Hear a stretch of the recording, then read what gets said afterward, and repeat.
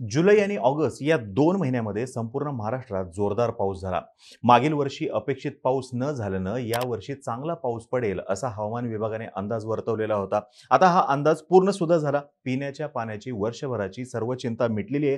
पण याचीच दुसरी बाजू अशी आहे की अतिवृष्टीमुळे शेतकऱ्यांचं मोठं नुकसान झालेलं आहे. हातातोंडाशी आलेलं पीक सुद्धा मोठ्या प्रमाणामध्ये नुकसानीत गेल्याचं दिसून येते. मराठवाड्याच्या काही भागामध्ये तर पशुधनाची सुद्धा हानी झाल्याचं दिसून आलेलं आहे. ऑगस्टमध्ये पावसानं सरासरी गाठल्यानंतर सप्टेंबर महिन्यात देशात सरासरीपेक्षा अधिक पावसाची शक्यता हवामान विभागानं वर्तवलेली आहे. सप्टेंबर महिन्यात देशामध्ये 109% अधिक पावसाचा अंदाज हवामान विभागानं वर्तवलेला आहे.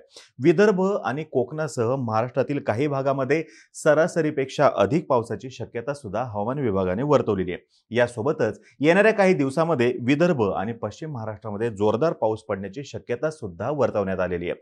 आज आपण माहिती घेऊयात की येणाऱ्या काही दिवसांसाठी हवामान विभागानं नेमका काय अंदाज वर्तवलेला आहे याची आणि मान्सूनचा परतीचा प्रवास केव्हापासून सुरू होईल याची सुद्धा. नमस्कार, मी अरुणराज जाधव बोल व्हिडिओवरती तुम्हा सर्वांचं अगदी मनापासून स्वागत करतो. राज्यभरामध्ये 2 सप्टेंबर पर्यंत मुसळधार पाऊस कोसळला. मराठवाड्यात शेतीसह पशुधनाचं सुद्धा मोठं नुकसान झालं. त्याचबरोबर अनेक भागामध्ये पूर परिस्थिती सुद्धा निर्माण झाली होती.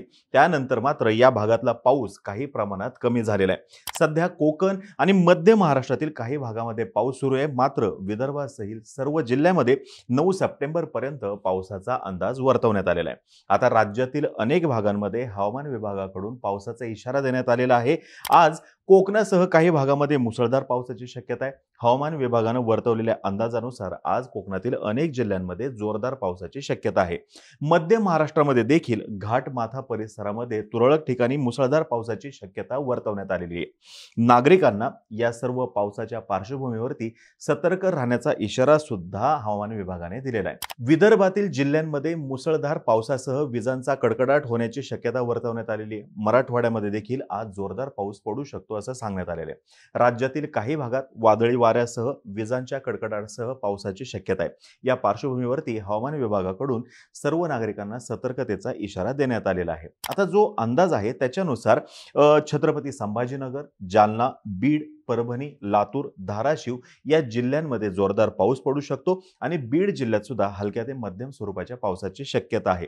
विदर्भातील अकोला, अमरावती, नागपूर, बुलढाणा, चंद्रपूर आणि गडचिरोली जिल्ह्यांना सुद्धा पावसाचा इशारा देण्यात आलेला आहे.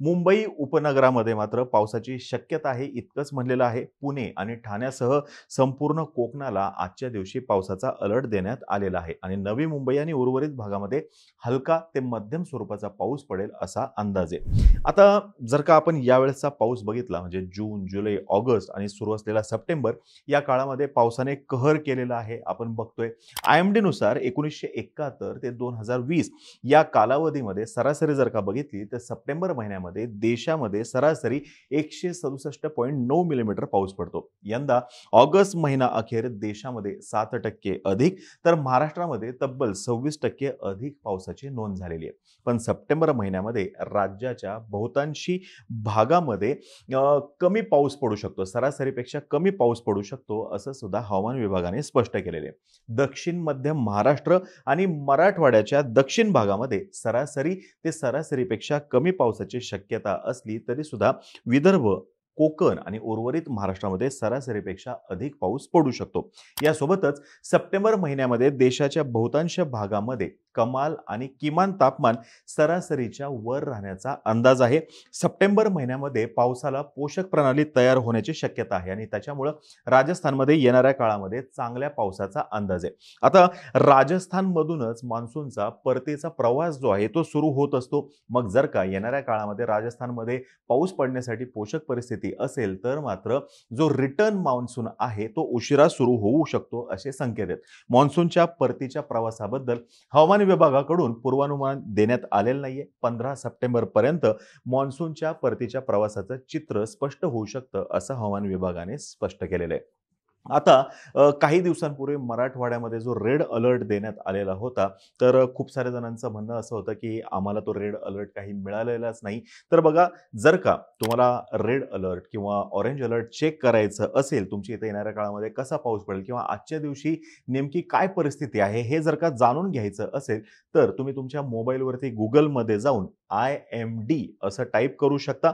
मग तुम्हाला www.mosam.imd.gov.in ही वेबसाईट दिसेल.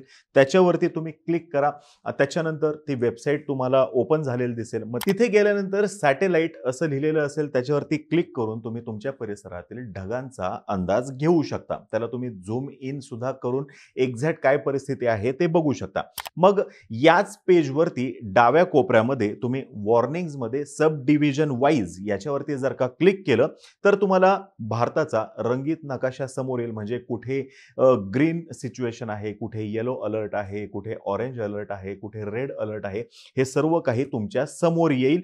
आणि मग तुमचा जो भाग आहे तिथे जर का तुम्ही झूम केलं तर तुम्हाला लक्षात येऊ शकेल की तुमच्या भागामध्ये नेमका येलो अलर्ट आहे, ऑरेंज अलर्ट आहे की रेड अलर्ट आहे. तुम्ही पुढच्या संपूर्ण आठवड्याचा अंदाज सुद्धा घेऊ शकता. म्हणजे आजची तारीख जी आहे त्याच्यावरती सुद्धा क्लिक करू शकता, उद्याची तारीख जी आहे त्याच्यावरती सुद्धा क्लिक करू शकता.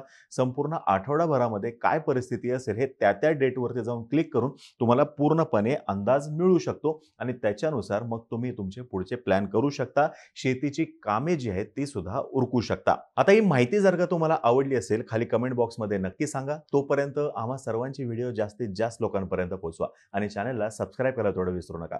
धन्यवाद.